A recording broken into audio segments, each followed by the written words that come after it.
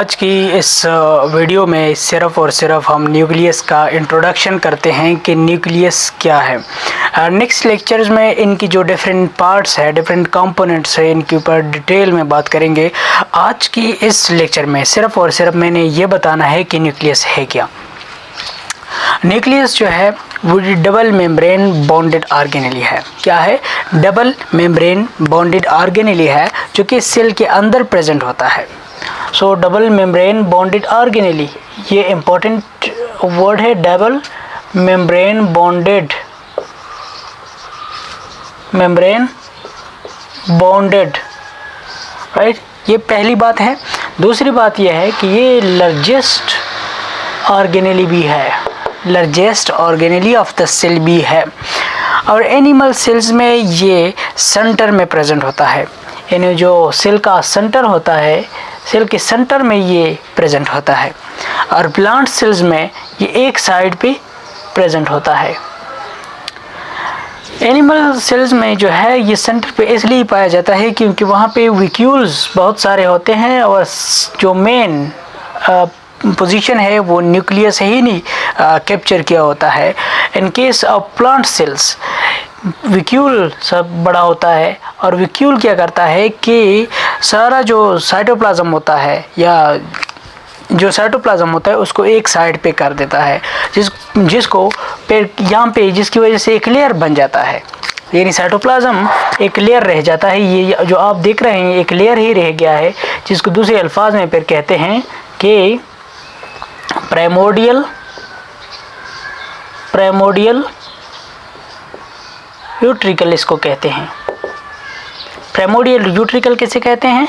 ये जो साइटोप्लाज्म का एक लेयर बन जाता है इसको प्राइमोर्डियल यूट्रिकल कहा जाता है। ये प्लांट सेल्स में पाया जाता है।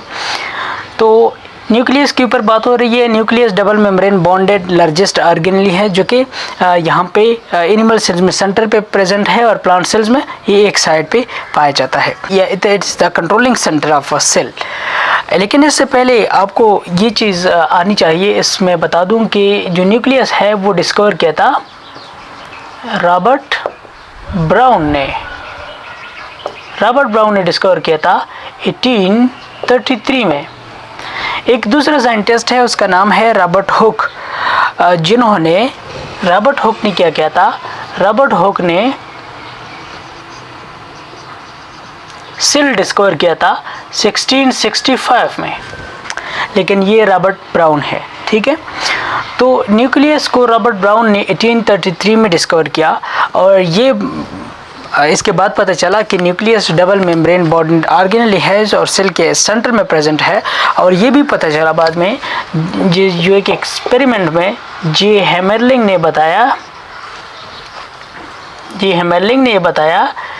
कि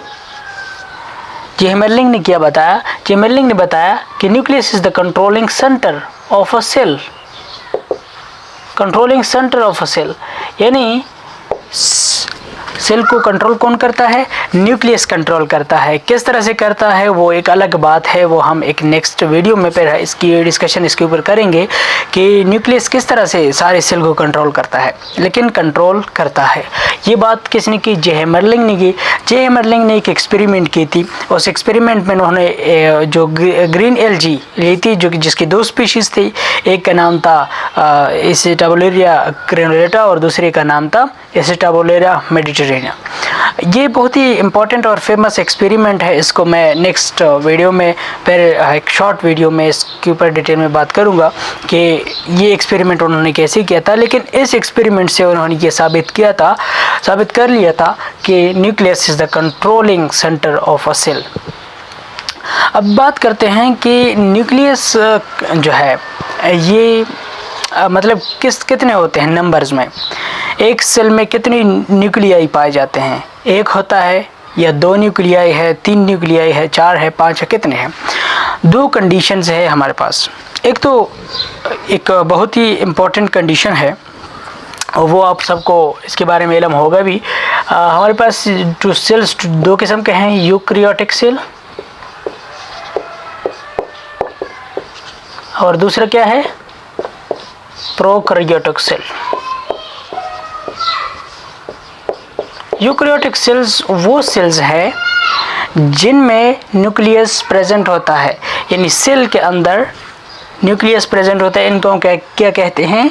उन सेल्स को हम कहते हैं यूकैरियोटिक सेल्स। और वो सेल्स जिनमें न्यूक्लियस और इसके साथ साथ दूसरे जो मेम्ब्रेन बॉन्डेड ऑर्गेनेल है वो नहीं प्रेजेंट, वो एब्सेंट होते हैं, इनको हम कहते हैं प्रोकैरियोटिक सेल्स। अब यूकैरियोटिक सेल्स, क्या यूकैरियोटिक सेल्स जो यहाँ पे हमारे पास है, हर एक सेल में न्यूक्लियस होगा? ये यूनिवर्सल है। तो इसमें कुछ एक्सेप्शंस भी है। वो एक्सेप्शंस क्या है वो बाद में देखते हैं, लेकिन पहली बात यह है कि एक सेल में कितनी न्यूक्लियाई प्रेजेंट होते हैं। कंडीशंस दो है। एक कंडीशन है मोनोन्यूक्लिएट कंडीशन। क्या है? मोनोन्यूक्लिएट कंडीशन। दूसरे क्या है? मल्टी या पॉलीन्यूक्लिएट कंडीशन। मल्टीन्यूक्लिएट भी आप कह सकते हैं, मोनोन्यूक्लिएट कंडीशन एंड पॉलीन्यूक्लिएट कंडीशन।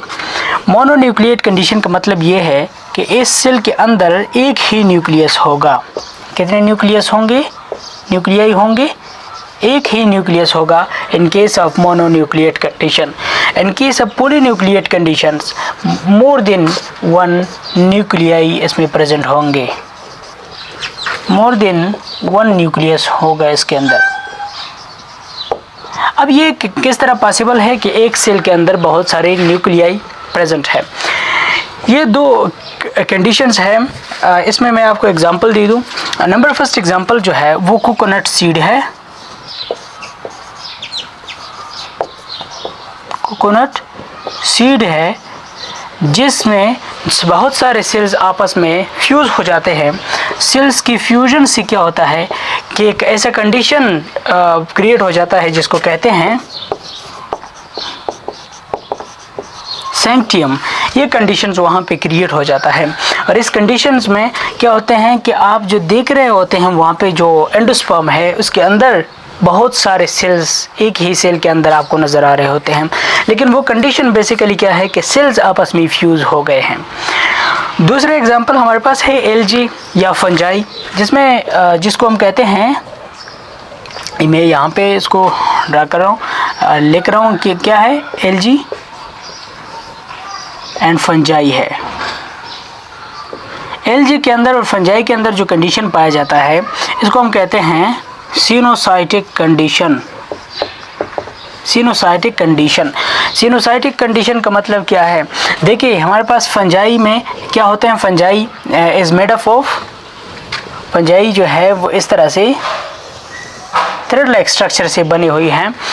और ये थ्रेड लाइक स्ट्रक्चर कभी कभी उनके अंदर सेप्टा, इस तरह सेप्टम प्रेजेंट होते हैं या बहुत सारे सेप्टा होते हैं जो कि दो सेल्स को सेपरेट करते हैं और इनमें एक एक न्यूक्लियस जो है वो पाया जाता है। और कभी कभी इस तरह होता है कि इनमें सेप्टा बिल्कुल एब्सेंट होते हैं, और जब सेप्टम इनमें एब्सेंट होते हैं तो उस कंडीशन को कहते हैं कि ये सिनोसाइटिक कंडीशन है।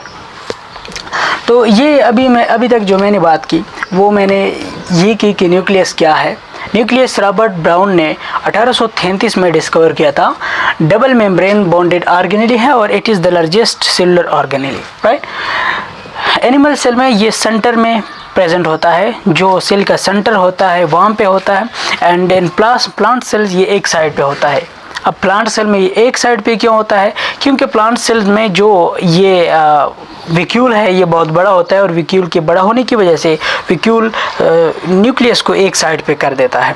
इन दिस केस विक्यूल जब बड़ा होता है तो सारा साइटोप्लाज्म ही एक साइड पे होता है, जिसकी वजह से वहाँ पे एक लेयर नज़र आ रहा होता है साइटोप्लाज्म का, और इस लेयर को कहते हैं प्राइमोर्डियल यूट्रिकल। नेक्स्ट जो बात की कि नंबर ऑफ न्यूक्लियाई किस तरह हैं, तो जो यूकैरियोटिक सेल्स है इनमें न्यूक्लियस प्रेजेंट होता है। ये मोनोन्यूक्लिएट कंडीशन भी हो सकता है एंड पॉलीन्यूक्लिएट कंडीशन भी हो सकता है। मोनोन्यूक्लिएट कंडीशन ये है कि इनमें एक सेल के अंदर, यानी सेल के अंदर एक ही न्यूक्लियस होगा। एंड पॉलीन्यूक्लिएट कंडीशन में हमारे पास एक से ज़्यादा न्यूक्लियाई होंगे, जिसमें सैंक्टियम मैंने एक बात की कि सैंक्टियम एक कंडीशन है एंड सिनोसाइटिक कंडीशन है। लेकिन कुछ एक्सेप्शंस जो थे जिसके पहले मैंने बात की कि कुछ एक्सेप्शंस भी है, वो क्या है? एक्सेप्शंस हमारे पास ये है कि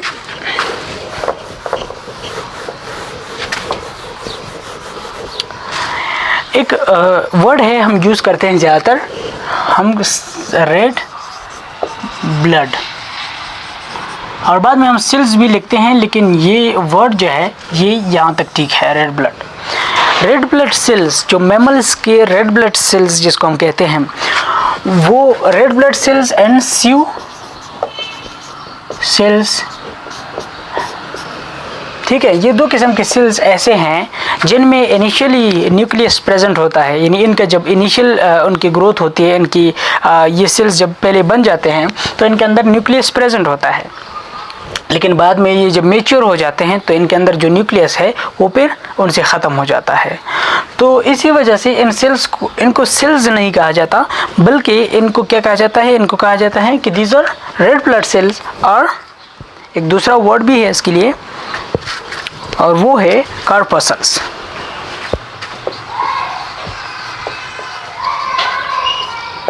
ये बहुत प्रॉपर वर्ड्स है जो के लिए इनके लिए यूज़ होते हैं, right.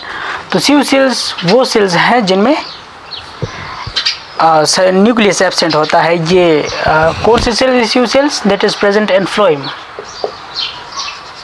Of plants, right. So आज के इस लेक्चर में हमने बात की कि हमारे पास न्यूक्लियस क्या है, जो कि जस्ट इंट्रोडक्शन था। नेक्स्ट लेक्चर में हम पे डिटेल में जो न्यूक्लियस के डिफरेंट कंपोनेंट्स इनके ऊपर बात करेंगे। एक चीज़ जो कि यहाँ पे रह गई वो ये है कि न्यूक्लियस का साइज़ कैसा होता है या किस चीज़ के ऊपर डिपेंड करता है। तो ये मैं आखिर में बता दूँ कि वो सेल्स जो कि ज़्यादा एक्टिव होते हैं, जो कि बहुत एक्टिवली काम करते हैं, उनके न्यूक्लियस का साइज़ बड़ा होता है, और जो मेटाबॉलिकली इनएक्टिव सेल्स होते हैं, मेटाबॉलिकली इनएक्टिव सेल्स होते हैं, उनके न्यूक्लियस का साइज़ छोटा होता है। ये आज के लिए काफ़ी है। नेक्स्ट लेक्चर में हम फिर डिटेल में एक और इम्पोर्टेंट कंपोनेंट ऑफ न्यूक्लियस के ऊपर बात करेंगे। Thank you.